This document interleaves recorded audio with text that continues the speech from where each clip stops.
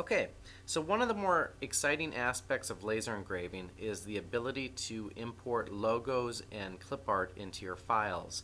And clip art and logos can be they can be used in a number of different ways, and they can be imported into the program in a number of different ways.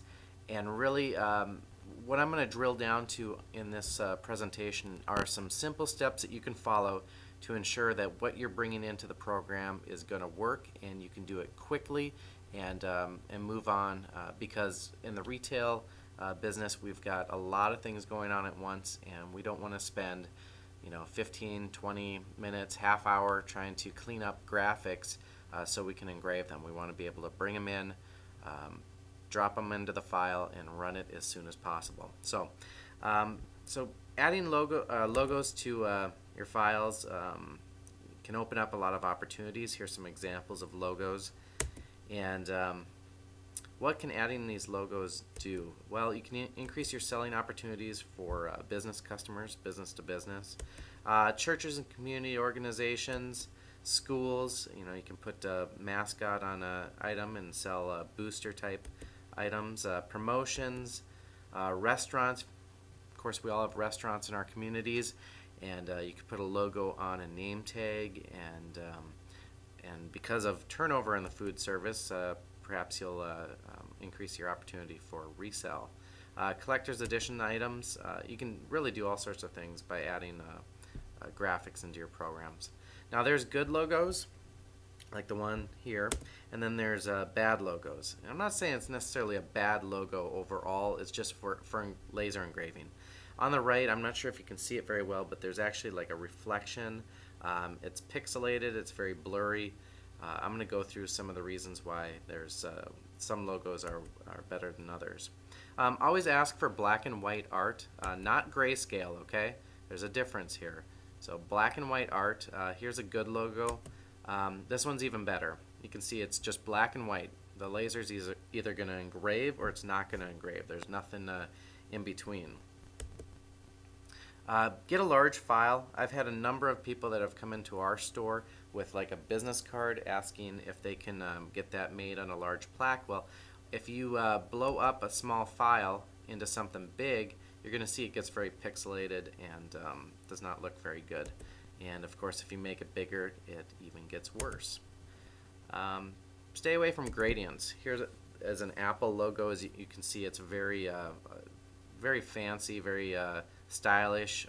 There's reflections. It's not going to engrave very well. So here on the right is a simple logo. It'll burn. It'll work. So go with the one on the right. So recap of time savers. Ask for an EPS file up front.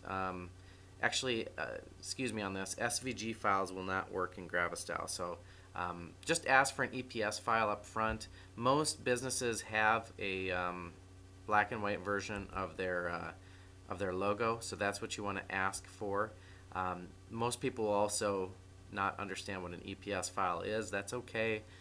They might have a company that makes their business cards or letterhead or something like that that they could get it from, but I'm going to show you some steps on how to convert it anyways.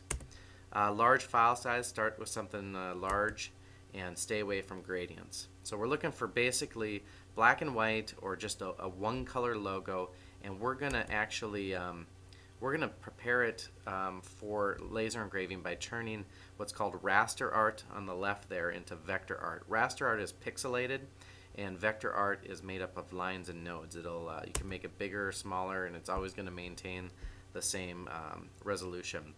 So we're going to use Vector Magic to do this. This is a third-party application, and we're going to convert our raster art on the left to vector art, which, like I said, if you resize it, it's going to maintain its resolution. So let's hop over to Vector Magic, and I'm going to upload an image to trace, and I'll find my black and white Starbucks logo here.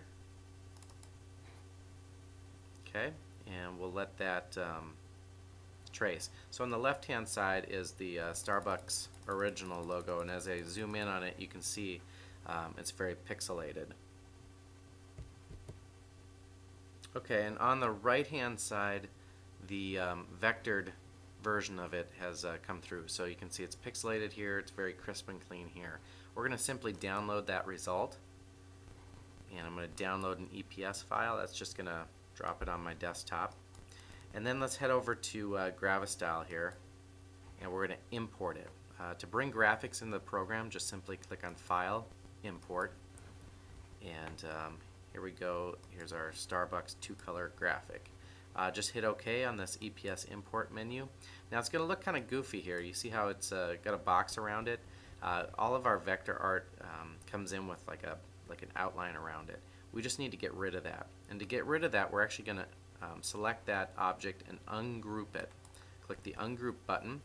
Click off to the side so nothing is selected, and then just catch the edge on that, and by clicking it and then hitting delete.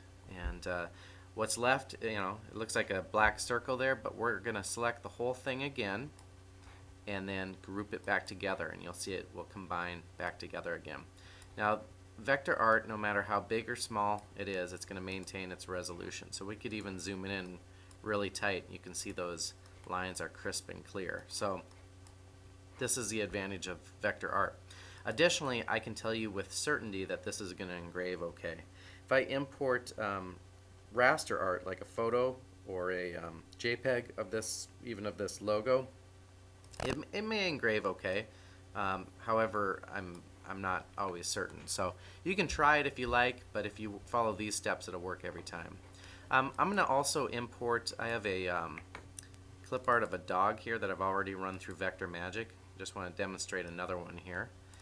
And again, we're going to break it apart, but you'll see on this one, as I grab the edges, I need to do that a number of times. So I'm going to grab each corner there, get rid of all that, and then I'm going to select it all and group it together. So there's some clip art, same process, and that will engrave. And of course the dog, we can make it very large, and it's going to maintain the same resolution. Okay, here's a quick step-by-step on importing logos. Prepare the art for import. I use Vector Magic. It's not a free service, but at $8 a month, it's not terribly expensive either. Control-I or click File, Import, select the file, and then OK through that import menu. Ungroup it, deselect it, click on the outside edge and delete that, and then group all that remains. Resize, make sure it's centered on your item, and engrave. You can also, when you're all done, add it to your symbol library. And I'll just demonstrate that real quick. There's also a video on that. But if I want to save this dog, I have the dog selected. You can see that with the red boxes. Click my symbol library, and I'll go down to my little test folder there, hit add, and we'll call it dog. And now, it is, where is it? Right there. I can bring it into any file I want to. Okay, and let's make this a winner by reducing your time that you spend on this. So it's easy to get caught up fixing art. Limit your time by running it through Vector Magic, and if you have if you have to redraw it, farm it out to a professional. Vector Magic actually offers that service as well. Save it for later in your symbol library so you can use it whenever you need to, and maybe charge a one-time setup fee for this so that you encourage repeat business. And some additional tips can be found at pgrahamdunn.com/laser. Brandsoftheworld.com may be a place to get some of these logos, or a Google image search. You can also get clip art from clipart.com. That's not free. It's a monthly fee. Or buy a book, but that'd be a one-time fee for a book. And then set up a Vector Magic account and add a sign at your display so that you can encourage sales. And that is it.